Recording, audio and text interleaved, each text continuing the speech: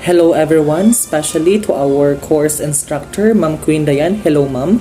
I hope that everyone is doing well despite sa mga pangitabo karon no, giagi ta og linog, paha, and of course, karon nga bagyo, da bagyong kabayan. I hope that everyone is safe. And in behalf of our group, I would like to extend our concern to everybody to just be safe and prioritize their own safety. So without further ado, I, together with my teammates, will be tackling section 7, which is the communication skills. I am Devon Silumokso, and I am the first reporter of the group. But before I start explaining my report, let me ask someone to provide and share his idea and knowledge about communication, or what comes to his mind first when he heard the word communication. Communication for me is a transformative medium to develop and alter certain events such as belief, values, traditions, and even our daily ways. To think, progress will not be a success by action alone. It will always be accompanied by communication, may it be verbal or non-verbal. Moreover, communication is a way of expressing who you are, what you like, and what you feel at. So basically, it encompasses many things that we can't even go through the next day without it. So, thank you for sharing your ideas regarding what is communication. And sakto gyud ka no? But furthermore, based on what is written in the book, communication is an art and science that involves acts of reading, speaking, listening, and writing. So when we talk about communication itself, it is very vague, it is very general. Kung ato siyang tagi-tagihon into small parts, communication di ay can be done through reading, through writing, speaking, and listening. The important here is you convey a message to your audience. Effective communication may also be said to involve the transfer of values, beliefs, and thoughts from one person to other. So it involves the transfer of values in a sense that, for example, I will provide you a realistic situation. For example, ako, every time mata ko early in the morning, mag-cellphone gudayon ko ana. Scroll up, scroll down sa Facebook, lantaw og bag-o sa YouTube, maglantaw og trending sa TikTok. And also, ang ako pud mama ana is magtang twister na dayon na siya sayo pa sa buntag. Ratatat here, ratatat there, ratatat everywhere. Kaya nga no, ako man is cellphone lang man ko, wala man ko'y trabaho nga nahimo, wala ko'y agi sayo sa buntag. So, ga-communicate kami through verbal. But in the situation I have provided, wala lang ga-communicate ang akong mama sa ako. But she put emphasis on the value of life. Na kinahanglan di ay muliho ko, kinahanglan mo trabaho ko sayo sa buntag, in order me to grow, in order me to learn, and in order me to progress as her child. And also, communication involves the transfer of beliefs and thoughts from one person to other. For example, in a classroom setting, si Ma'am Queen Dayan, naghatag og debate. She gave a one topic or argument to both sides. Of course, the pro side and the con side, will of course share and express their ideas regarding sa topic nga naa sa ila.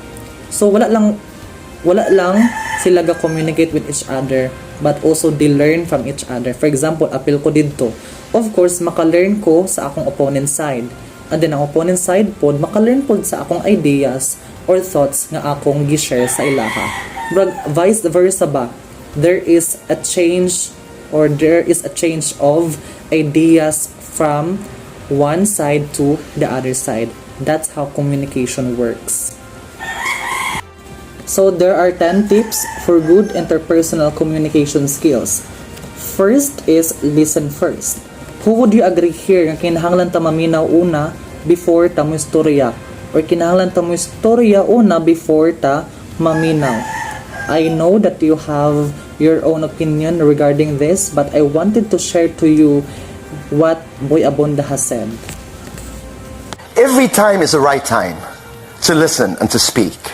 But that's not the issue. The issue is who you speak to and who you listen to. And I'd like to say that you listen to both the wise and the fools, because we learn from both of them. And the moment we learn from both fools and the wise, we speak.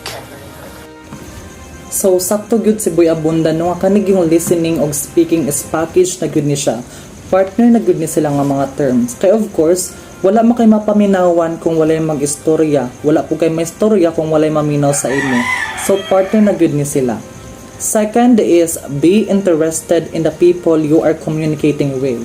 Of course, we should be interested to our audience in order to have an effective communication.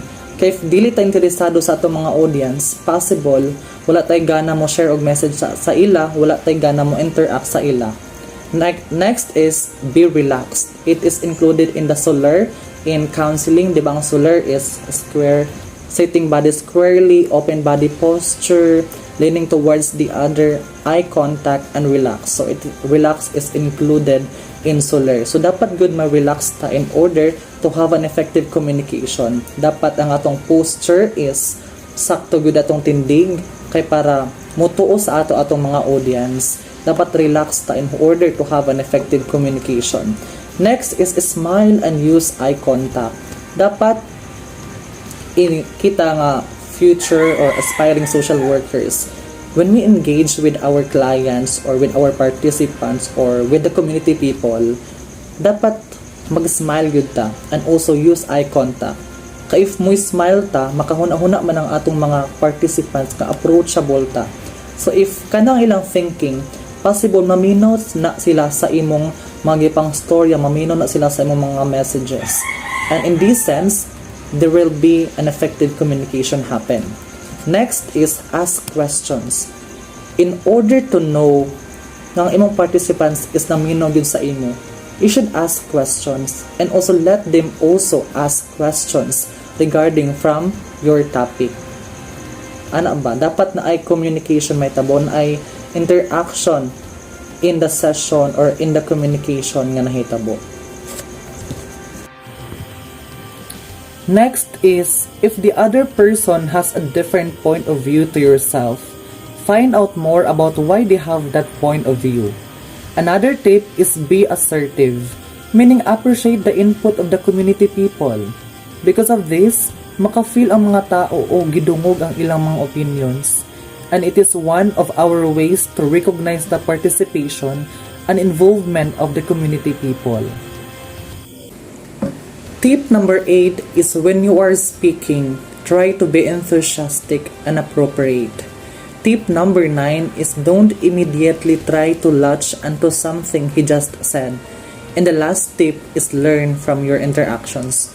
We need to reflect from our discussion with our audience, recognizing what went right and what went wrong.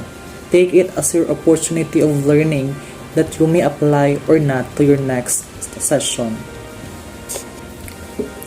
There are also following tips that help ensure effective communication. This is closely the same to what I have discussed earlier. These tips are choose your language depending on the group you interact. Ibagay jud nimo ang imong language nga gamiton sa imong mga audience.